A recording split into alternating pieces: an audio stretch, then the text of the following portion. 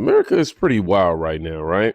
You've got people harassing ICE in the streets, shielding predators at home, and then the same folks are the first ones crying when the raids finally hit their city. Let me show you exactly what I mean. Okay, sir. I care about the dogs, okay? Okay. All right. Okay. Take care. They're right here, y'all. They're right here.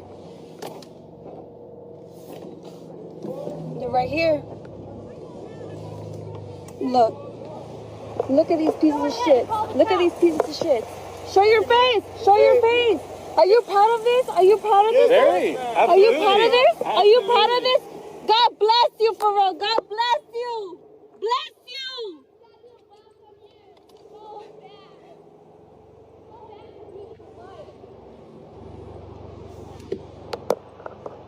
You guys, please be careful. Oh, wow. Okay, Yeah, sir. people like you, right? This is what the defund ICE activism really looks like in 2025 right now. You got these grown adults telling federal agents. They politely ask her to step back, and she responds like a smoke detector with a dying battery. You're harassing my neighbor.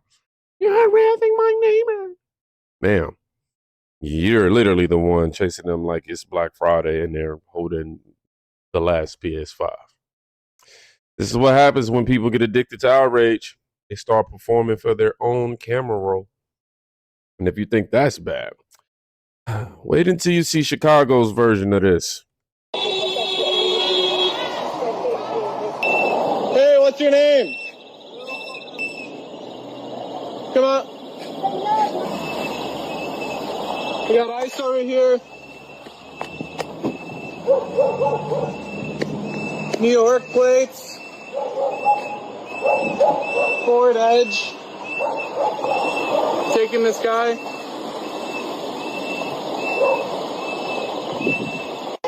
Hey, you know, they're right.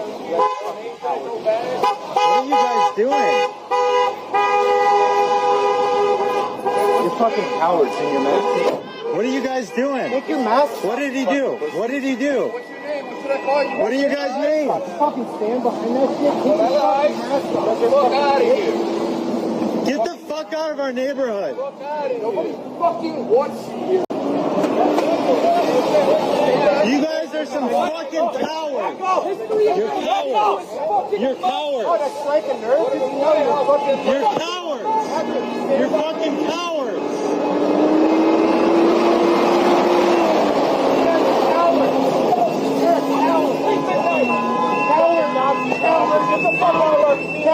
None of us want you here. Get the fuck out of here. Fuck you guys. Fuck you guys. Chicago activists always do this thing where they yell kidnapping because they know the cops won't come help ICE anyway.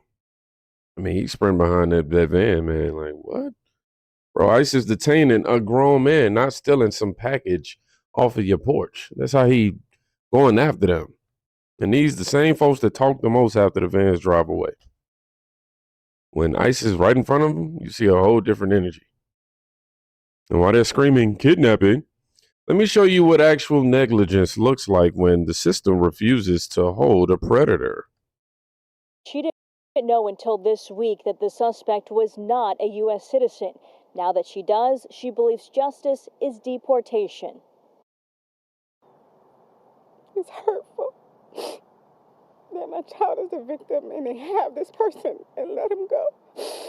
Farmisha Rose says her daughter was 13 years old when she met this man, 29-year-old Jordan Castillo Chavez.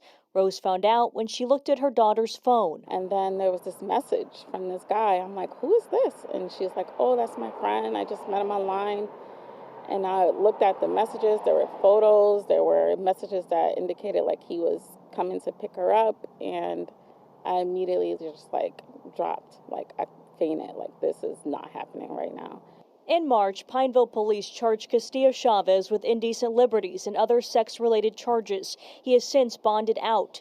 This week, Customs and Border Protection named Castillo Chavez of Costa Rica as one of the worst criminal illegal aliens, blaming his release on a failed ICE detainer. I asked the Mecklenburg County Sheriff's Office to respond. They said ICE made a request for advance notification of his release, but said the agency did not issue an ICE detainer. The Sheriff's Office said they did not notify ICE when Castillo Chavez bonded out because they weren't legally required. This is serious. Rose says her own father had committed a crime in the U.S. and was deported back to his country years ago, so she understands the impact and believes it's what Castillo Chavez deserves too. We need justice. He needs to go, and he needs to enforce it. This right here is the part nobody wants to talk about. A mother's 13-year-old daughter gets groomed online by a grown man. He gets arrested. ICE issues a hold, and the jail says, "Nah, we don't do that. We don't do that here. Go ahead, sir." Basically, they didn't notify ICE. They didn't honor the detainer. They just opened the door and let him walk. But somehow, ICE is the villains, or ICE are the villains, right? Not the country that let a predator go home and make a sandwich. This is what protect predators at home really looks like.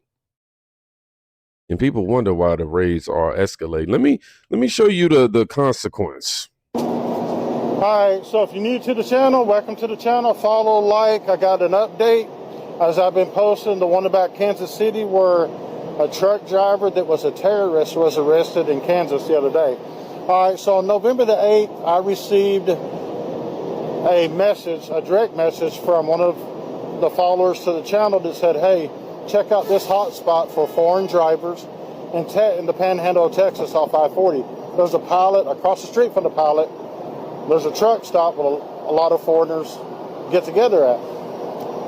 So, and this ain't my truck you're seeing. I don't know whose truck this is. But anyways, so I did some investigation. We sent a team over there. We noticed that there was a lot of foreign drivers in and out. A lot of them couldn't speak English. So we sent out the right emails.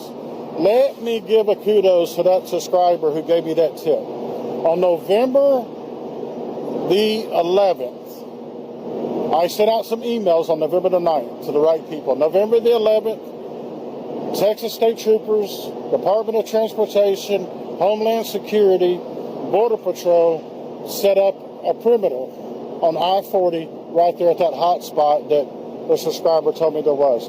Out of 105 drivers that was pulled over, that was looked at, 31 of the semi-drivers was arrested because they were here illegally in the United States driving a semi-truck.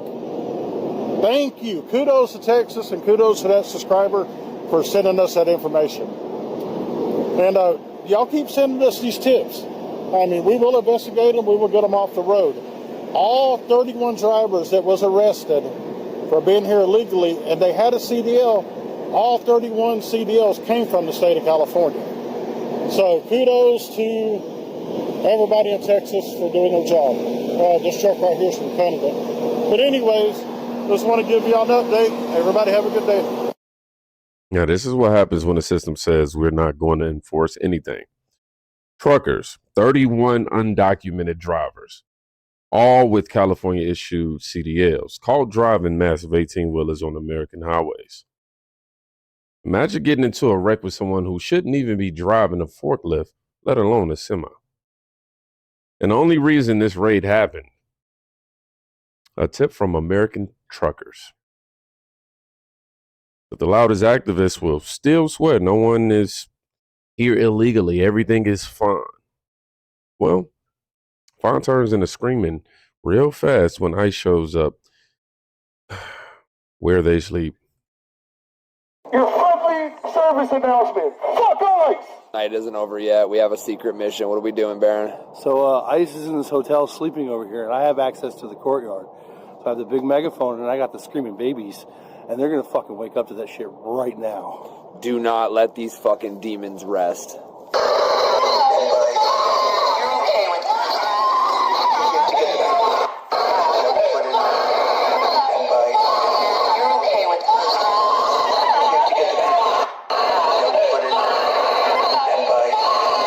I'm sorry, I can't take this. Hold on, let me try to skip. If it's still going on. What are you, an ICE agent? Got a flashlight, ICE agent? Yeah, fuck you, ICE. There's no sleep for the wicked. You make these cries, you get to hear. You're okay with that? Right, demons, there's no sleep for you wicked little bitches. Remember those sounds you created them? They're your sounds, now you live with them. You fucks. You're okay with this?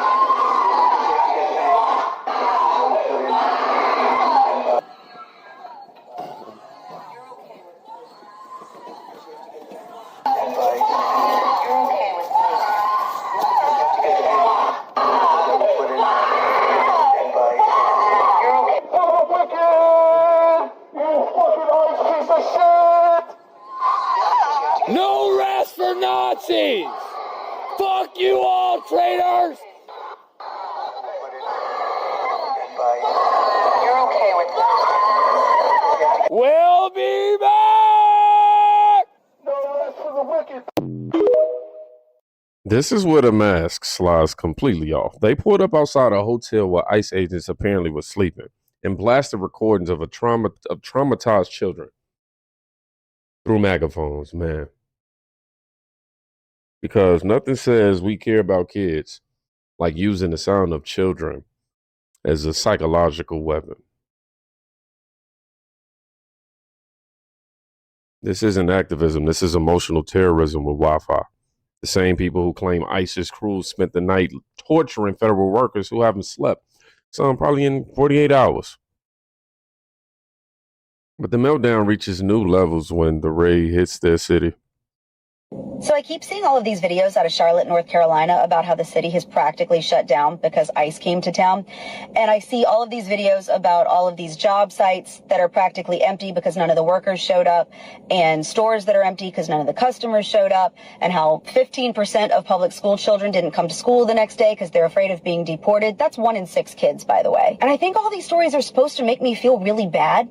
Like, look at all of these people that are being affected by the Trump administration's immigration crackdown. Like, yeah, look at all these people. Look at all of these children of people who shouldn't even be in this country, who are being educated in taxpayer-funded American schools with resources that could be going to American children while our math and literacy rates go through the floor. Look at all of these jobs that could be going to Americans, but all of these businesses are benefiting from practically slave labor. Look at how massive and pervasive this problem has become because you had presidents like Joe Biden just letting people in a tidal wave, and now we got to figure out how to untangle this ball of yarn.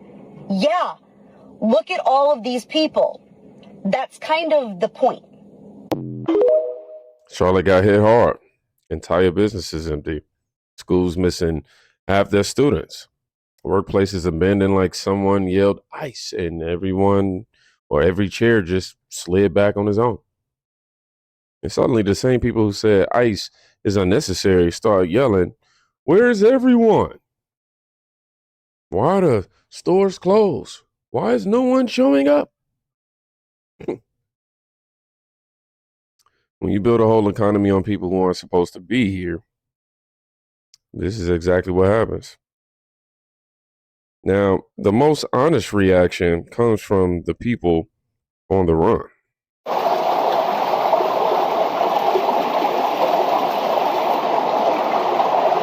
¿Qué rollo, mi gente? Nos cayó migración aquí en Colombia. Toda la gente corrió para donde sea. Y pues yo estoy escondido ahorita. Realmente es muy triste lo que se está viviendo ahorita con esto de la migración. No trabajas a gusto y créeme lo que esto, cuando te persigue la migra, es muy muy feo, muy triste. Pero pues que Dios nos bendiga a todos y pues primeramente Dios la libremos porque sí está muy muy feo este rollo y pues a ver qué sale, mi gente. Hagan caso, no salgan, la verdad ahorita está muy muy feo con esto de la migración. Cuídense mucho y que Diosito me los bendiga. I just realized that I didn't have the English captions playing at the top for y'all. My bad. I let it play here so y'all kind of catch up on what he was saying. But when I say right when the raids hit, this is what I mean. This man literally filmed himself hiding in a drainage pipe whispering to his friends, stay hidden, don't move, don't come out. Migration is here. He's terrified. He's exhausted. He can't work. And he, from what they're saying, he's literally in the sewer.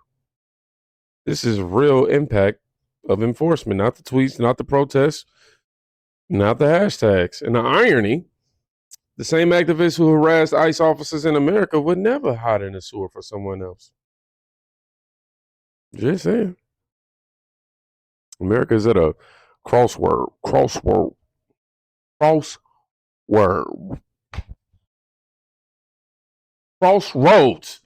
Wow, man. I struggled. What's going on? You can't harass ICE in the streets, protect predators in your own city, and then act shocked when the raids hit your community like a freight train. Play stupid games, you're going to win them federal prizes. Oh, consequences, really. So, if you made it to the end of this video, just put self-deport. Make it easier for everybody. Y'all be safe. Please go check out a friend today because you can quite literally be saving their life. Peace.